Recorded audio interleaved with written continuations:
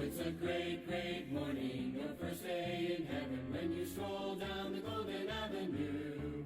There are mansions left and right, and you thrill to every side, and the saints are always smiling, saying, how do you do? Amen. Good morning po sa ating lahat, and happy Friday morning. Ito po inyong coach John, kasama ating mga kahit sa naman. So we're from CBBC Singapore Outreach to Queen Ministry ng CBBC San Pedro Laguna under the leadership of our pastor, Dr. Eno. And welcome po sa ating lahat. Okay. So, tayo po ay magbukas po sa panalangin. Let's bow our heads in prayer. Father in heaven, Lord, we bless you. And thank you, O God, for this brand new day that you've given us. Thank you, Lord God, for the good night rest. Thank you, Lord God, for your faithfulness and protection. Thank you, Lord God, for giving us another opportunity to listen to your word. And for today, Lord, we will be learning about the area of family. I pray, Lord God, that you would bless each and every one that will be joining this live stream. And bless, Lord God, the message that they're going to hear. May you speak to us, Lord God, this morning and give us a victory. Forgive us our sins, Lord. All of these things we ask. In Jesus' name we pray. Amen. Okay, so share ko po muna yung ating live stream.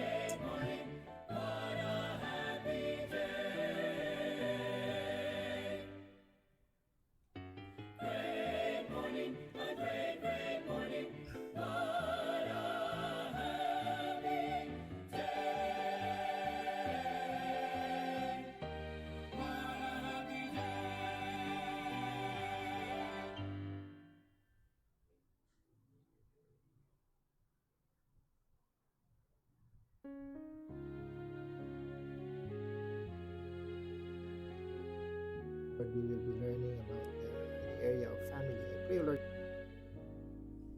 Okay, so now batiin natin ang ating mga kasama. We have Sister MJ, good morning sa iyo. And also kay Sister Joffin, good morning. Kay Ma'am Maris, mabuntag. And also kay Sister Joanne, good morning. Kay Sister Laila, good morning. And also kay Sister Tere, good morning sa iyo. And also kay Sister Jonalie, good morning. Sister Jackie, good morning. No? Kay Nanay Agnes, Lanay, good morning. Thank you po for joining. And also kay Sister Jayan, good morning. And kay Sister Kay, good morning. Sir Domsky Alnas, good morning po sa inyo. And kay Ma'am Christina, good morning. And alright, so Sister Dinah, good morning din sa iyo. Okay, so with that, let's go straight to the message.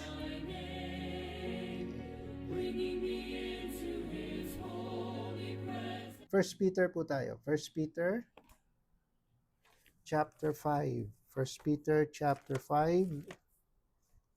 And let's read verse 5. First Peter 5 in verse 5. Okay. Ika naman. So, First Peter 5 verse 5. Let's read together.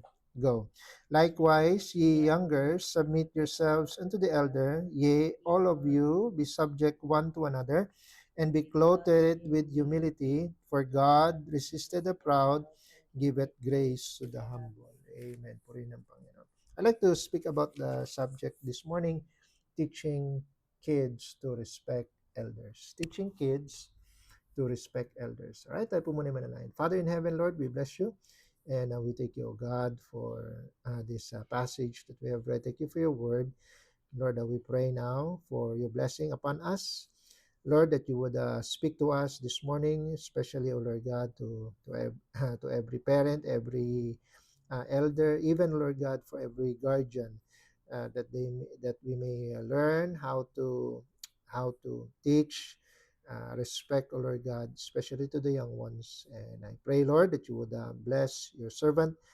Give me words to say, empower me, O Lord God. I just want to be a blessing and a help to your people. And I pray, O Lord God, that glory and honor would be yours and yours alone.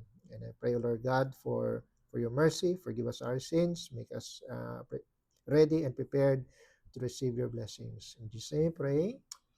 Amen. Teaching kids to respect elders. No. Why? Because we live in a time na kung saan yung respeto, no, yung respect for elders is rapidly disappearing.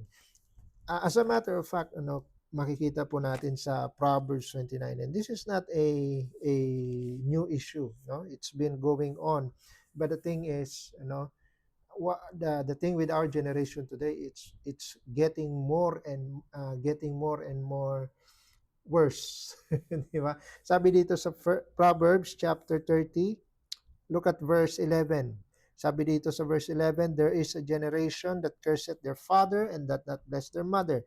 There is a generation that are pure in their own eyes, yet is not washed from their filthiness. There is a generation, oh how lofty are their eyes, and their eyelids are lifted up. No? Sinisiringan ka na lang ng, ng generation ngayon.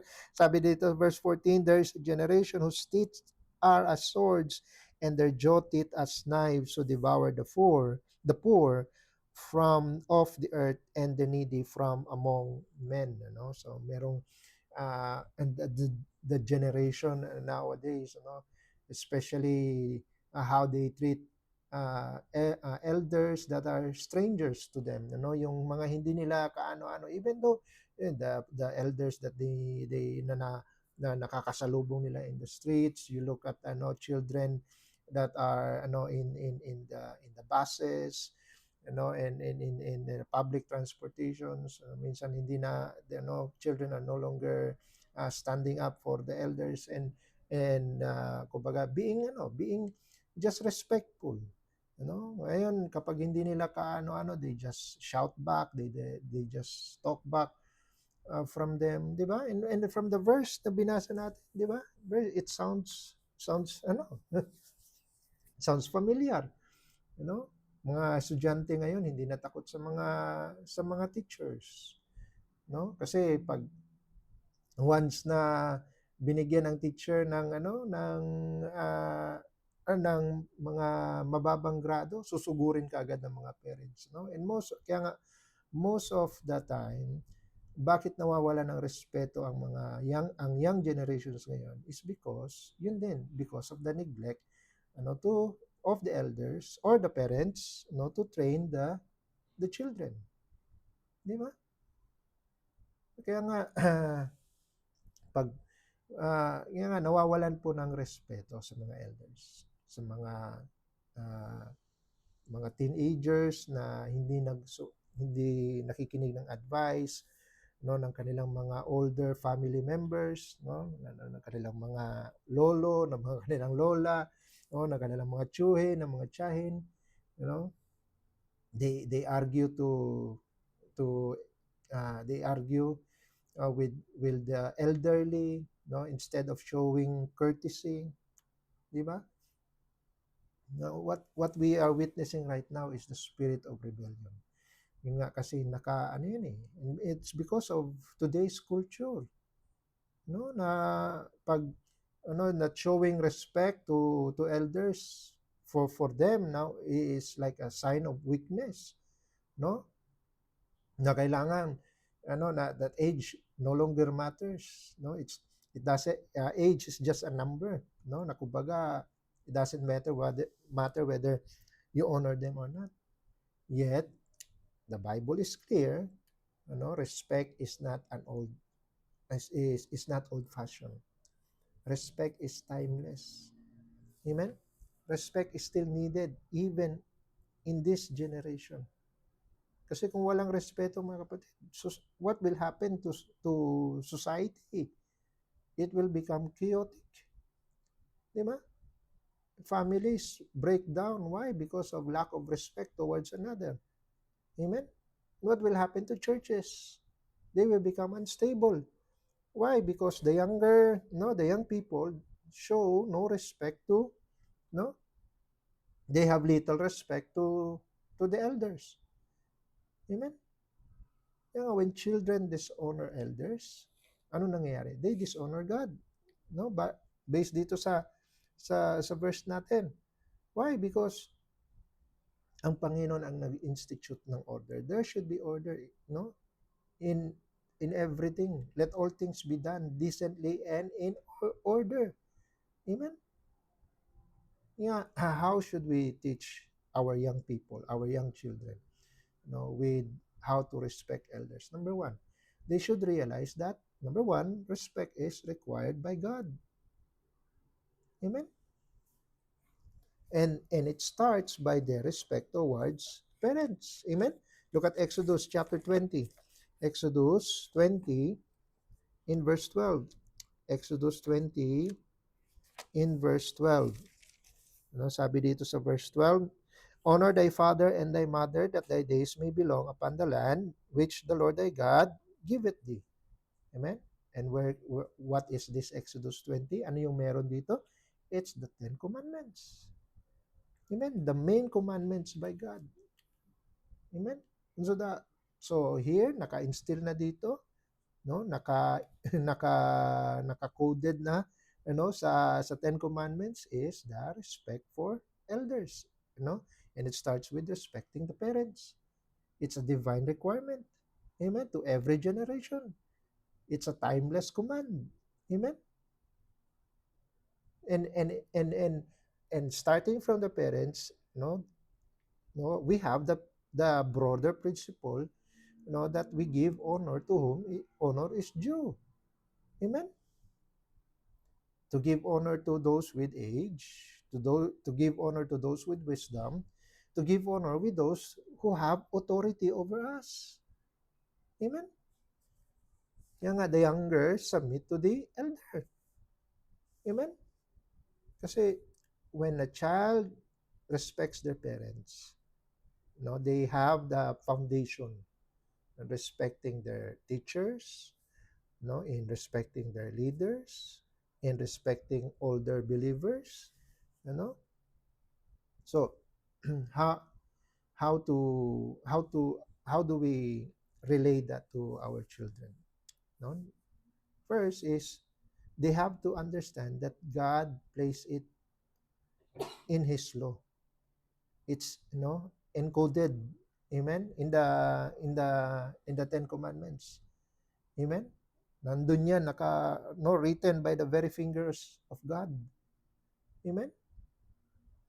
Meaning, it's a timeless command, it's a permanent command, amen. Na kumbaga tinay up ito sa long life. Why? Kasi nga, di ba? Madalas, have you did you do you yung mga parents, do you remember yung mga stickers na nakalagay sa na nakalagay sa mga jeep, mga tricycle, that the drug addicts, they don't grow old. Why? Because they die young, di ba? And who are the first people that should warn the children about about avoiding vices and avoiding bad habits, avoiding wrong influence? It's the parents. That's why if the children will just learn to listen to their parents, they will not die young. They will not fall into wrong influence. They will grow old to be responsible adults. Amen? Kaya nga, nakatie up dyan yung long life. Amen? Kapag ang mga anak ay makikinig lang sa mga lesson na binibigay ng mga anak, they would live long. Sa mga binibigay ng mga parents, yung mga anak, they would live long.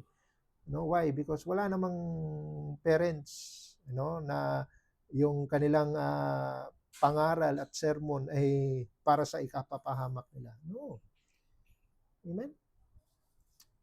And sabi nga and even in the New Testament, nagpapatuloy pa rin yan.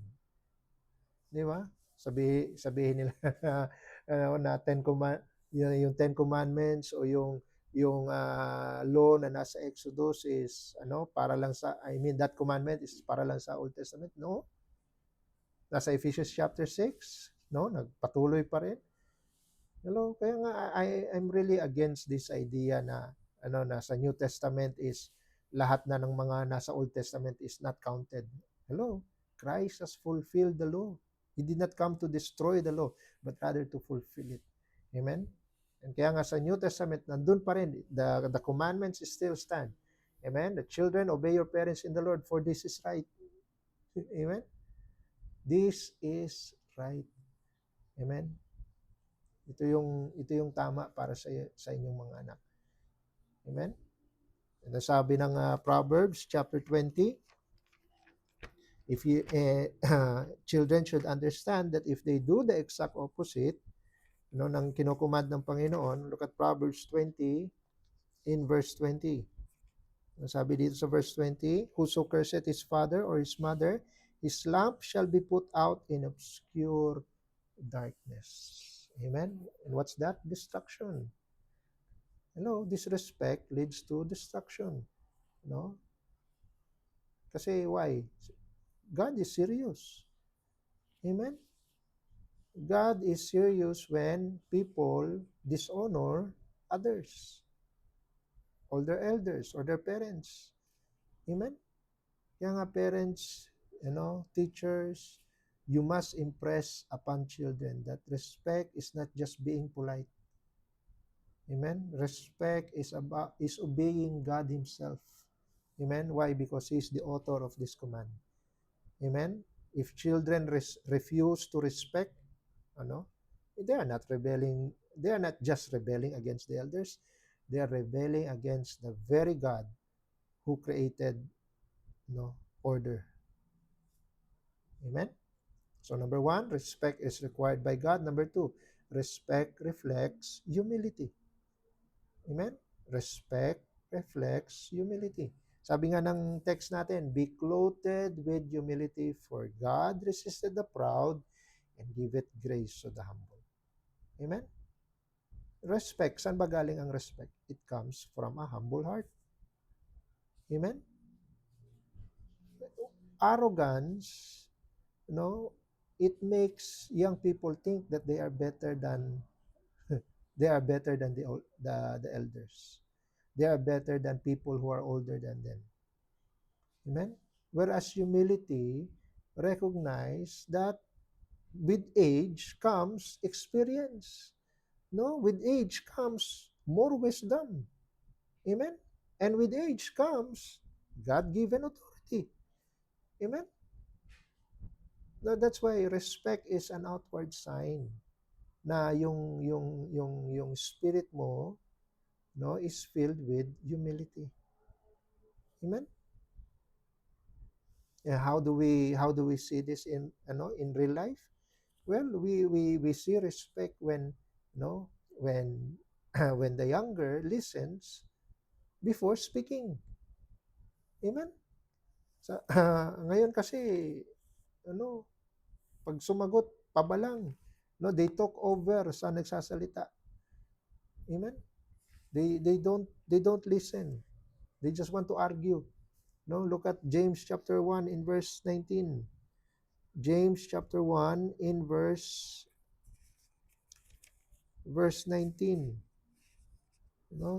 Teach this, you should teach this to your kids. Wherefore, my beloved brethren, let every man be swift to hear, slow to speak, slow to wrath.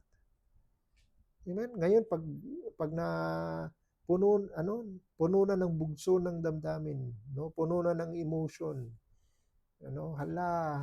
Sigaw, taas ng boses, hindi na nakikinig. Sabayan pa ng iyak.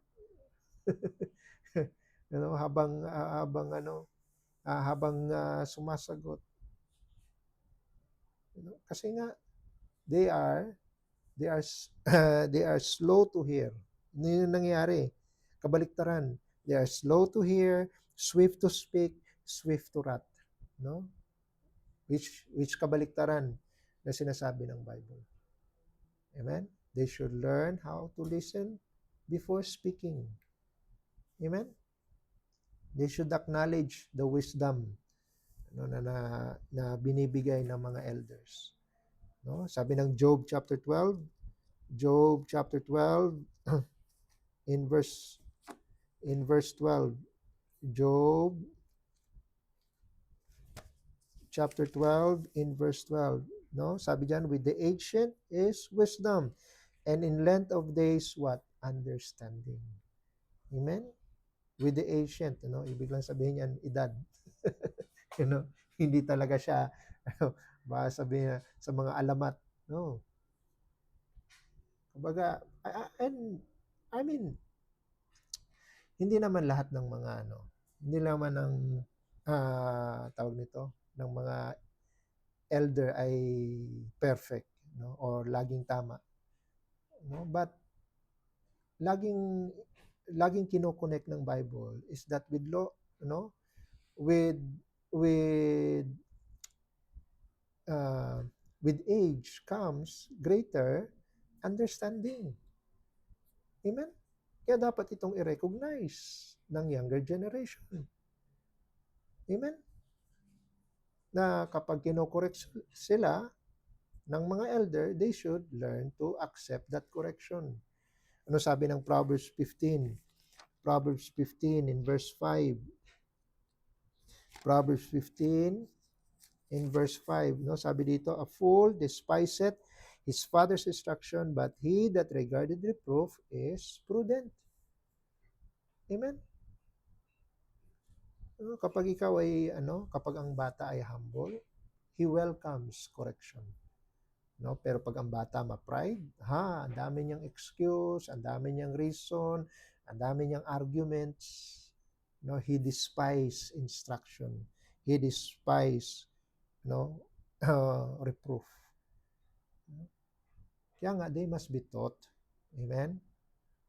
Young children must be taught that every act of respect, whether they open the doors, whether they greet with courtesy, nasa na yung palibhasa ngayon, hindi na yata nire-reward yung mga most courteous, at hindi na pinapaliwanag kung ano yung courtesy. Di ba? Mga bata, nag-good morning kapag their elders would pass by. Hello. Ngayon, wala na eh. Amen? Dapat, dapat matutunan nila. That kapag sila ay makikipag-usap, they should show humility. And humility is not weakness. Amen? Humility is the, sabi nga, be clothed with humility, meaning, it's the very garment that God wants us to wear. Amen? So, number 1, respect is required by God. Number 2, respect reflects humility. And number 3, the last, respect is rewarded with blessing. Amen? Respect is rewarded with blessing. Sabi nga ng Ephesians 6,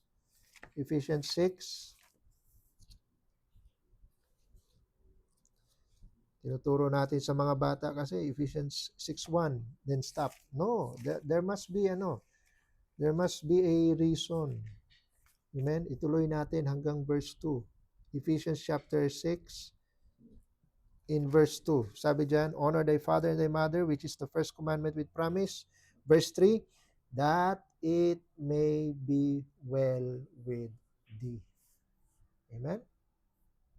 That's the blessing, that it may be well with thee, that thou mayest live long on the earth. Amen? Kasi nga, respect brings blessing. Amen? Ang unang niyan is long life. Why? Kasi kung makikinig ka lang sa instruction and wisdom ng yung mga elders, di ba? Hindi ka mapapahamak. Amen? You will have a good well-being. Why? Because you respect authority. Whereas kung you are disrespectful, kung sila ay disrespectful, anong ibibigay niyan sa buhay nila? Arguments, strife, brokenness. Di ba? Kumbaga, or even premature na ruin or destruction. Ibig sabihin, hindi pa sila nakatungtong ng adulthood, destroyed na sila in their teenage years. Hello. Kaya nga, train up a child in the way that he should go, that when he is old, he will not depart from it. Amen? Kasi nga, respect preserves life. Amen? It will lengthen their life. Kasi it brings favor. Look at Proverbs chapter 3. Proverbs chapter 3. Look at verse 1. Proverbs chapter 3, in verse 1, sabi dito, "My son, forget not my law, but let thine heart keep my commandments." Sabi ng verse 2, "For length of days and long life and peace shall they add to thee." Amen? Kaya nga ang ano ang kita niyong ginagawa ng Panginoon, He always connects long life with obedience and respect and peace. Amen? Anong bibigay ng obedience? Long life and peace. Amen? Kasi nga naman, if you have respect, there would be less arguments. Amen? Gusto nila ng peace? Do well and respect the elders. Para yung mga elders hindi magbubunga nga. Amen? Respect, kumbaga, they have to understand that respect strengthens relationship. Amen? Sabi nga ng Romans 12 in verse 10. Romans 12 in verse 10, sabi dito, "Be kindly affection one to another with brotherly love." Now, here's the thing. In honor, preferring one another. Amen? In honor, preferring one another. So hindi lang ito for families. It extends beyond families. Amen? If you will if the young kids they learn to respect, it brings them closer, amen, to the elders in their community, in their society, or even in church. Amen. It strengthens their relationship with others. Amen. And also, respect provides stability for them. Sabi ng Proverbs chapter 1. Proverbs chapter 1. Look at verse 8. Proverbs chapter 1, verse 8. "My son, hear the instruction of thy father, and forsake not the law of thy mother." Why? "For they shall be an ornament of grace unto thy head, and chains about thy neck." Amen. It will be a good it will be a good mark in their life. Kumbaga, ornament na meron sila. I mean, when you say ornament, parang yung parang and chains, yun yung ibig sabihin, necklace. Ornament, ito yung parang mga alahas or jewelry, na kumbaga it's a good testimony. Amen. And they will, if they learn respect for elders, it will carry them, in good places. It will bring them to good places and good people when they grow old. Saan bang anong company meron makikita mo sa mga taong disrespectful? Anong klaseng company? The bad one. Bad company, wrong company. Amen? Whereas you look at the company of respectful people. Di ba? Yung mga type ng mga leaders, mga successful, you look at them. Makikita ka na ba ng isang successful na tao, one that earns the respect and the high regard of people around them? Tingnan mo yung taong yun, kung anong value meron sila. Kung anong value meron yung taong yun. No, makikita mo unang-una the value of respect. Amen? Kaya nga, if you want children to enjoy peace, if you want your children to enjoy good relationships, if you want your children to have divine blessings, then they must learn to respect their elders. Amen? Huwag niyong i-underestimate ang disrespect. It may seem small, pero yung consequence niyan, ay madadala nila even to a lifetime. Amen? That's why it's very important. Amen? It's very urgent for parents to teach your kids to have respect. Amen? Sabi, I'll close with this verse. Ecclesiastes chapter 12 in verse 1. Ecclesiastes 12 in verse 1. Sabi dito, remember now thy Creator in the days of the youth, while the evil days come not, nor the years draw near, when thou shalt say, I have no pleasure in them. Remember now thy Creator in the days of youth. Amen? Na habang sila yung bata pa. Amen? Dapat mag-obey sila sa Panginoon, and that obedience will extend sa mga elders, sa mga authority, God-given authority na nilagay ng Panginoon sa buhay nila. Amen? So, respect is required. Respect reflects humility. Respect is rewarded with a blessing. Amen? Kung iiwasan lang talaga nila yung sinasabi ng Proverbs 30 about their generation, kailangan ma-instill natin sa kanila yung value ngayon habang bata pa sila, habang malambot pa ang puso, habang malambot pa yung ulo. Amen?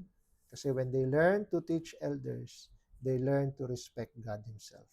Amen? Again, respect is to others, is not weakness.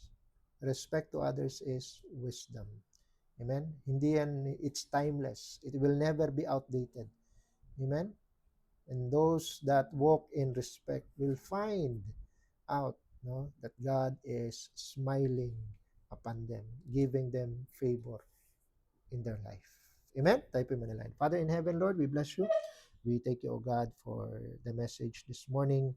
And thank you, Lord God, for for wisdom and encouragement, O Lord God, especially for parents. I pray, O Lord God, that they will take heed to the warnings and instructions, O Lord God, given in this message. May they learn, O Lord God, from your word, and may your word, O Lord God, be hid in their hearts. Thank you, Lord God, for for wisdom and instruction. We give you back the glory. In Jesus' name we pray. Amen and amen. Alright. I hope naging blessing po ang message natin ngayong umaga.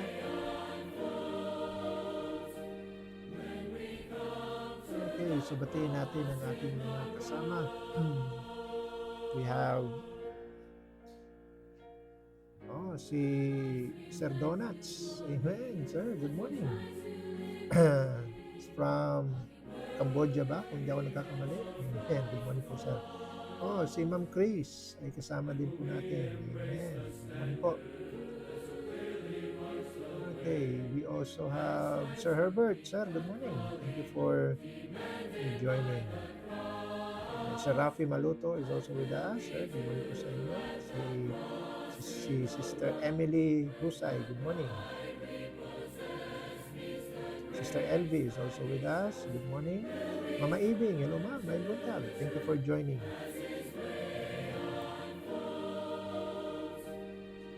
Also kay Mrs. Cadayona, hello po ma'am. Good morning. Thank you po for joining our lives. So Jason Aroy, good morning sa iyo. Sister Cathy Lundag, good morning. Sir Patrick, amen. Good morning. Thank you for joining. Si Ma'am Casey is also with us. Good morning sa inyo dyan. Sir Jake Badkeg, amen. From Bontoc, good morning. Thank you po, preacher, for joining. Si Ma'am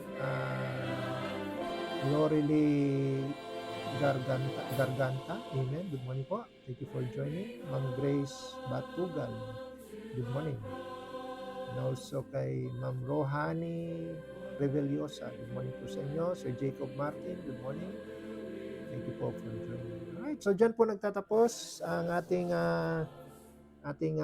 morning devotion. Kita-kita po tayo sa Lunes for our next morning devotion. Sa mga bago, MWF lamang po yung program natin. And then, nasa YouTube din po kami. Amen? Kasi after 30 days, kung mawawala na sa Facebook yung ating mga nila live stream. No? Kaya itong live stream nito, 1 month lang ito sa Facebook and then mawawala na. Kaya nga, nag-ano tayo sa YouTube para maging permanent yung ating mga devotions doon. Amen? Pag-pray nyo po, I'm looking for ways na kung saan pati yung service din po namin ay malalagay namin sa YouTube for more permanence. Maganda, meron tayong mga devotions and preachings na mababalik-balikan. Kasi pag sa church po, kasi unlike dito sa devotions po natin, laptop po yung gamit. Pero pag sa church po ay cellphone na lang po yung gamit po natin. So I'm looking for ways na kahit cellphone lang makakapag live stream tayo sa YouTube together with Facebook. Hindi pa rin natin aalisin yung nasa Facebook kasi na-establish na po yung audience po natin. Okay po na. Alright, sama niyo po sa panalangin. Members, kita-kita tayo po bukas. Let's pray for our service this weekend. Let's pray for our guest speaker. Amen. May schedule po tayo na guest speaker ngayong Sunday, for the whole day. So let's pray for him. God would give wisdom to serve them. Alright? Sige po, tayo po ay also pakisama din po sa prayer. We are due for renewal sa aming mga lugar. So please pray for that. Na maging maayos po yung renewal sa aming place. Okay, tayo po ay magwakas po sa panalangin. Father in heaven, Lord, we bless you. We thank you for what you have done, what you have given to us this morning. I pray, O Lord God, that you would bless every family.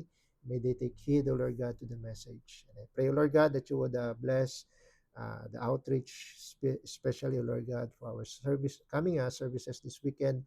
May you once again send revival, O Lord God, to the hearts of your people. Bless, O Lord God, every ministry, every soul winners, every disciples, O Lord God. And I pray even for the first-time visitors that would come. I pray, O Lord God, that you would speak to them, encourage them, O Lord God, that they can find a church, Lord God, that they can call a home here in the outreach. And I pray, Lord God, that you would bless the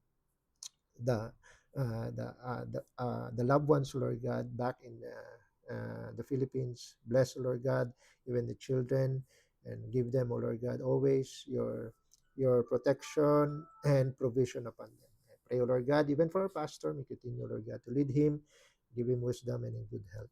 Thank you, Lord God, for this opportunity to speak to your children, even at this time in the morning. Bless the rest of the day, Lord, and let your give us victory. Let your name be lifted up.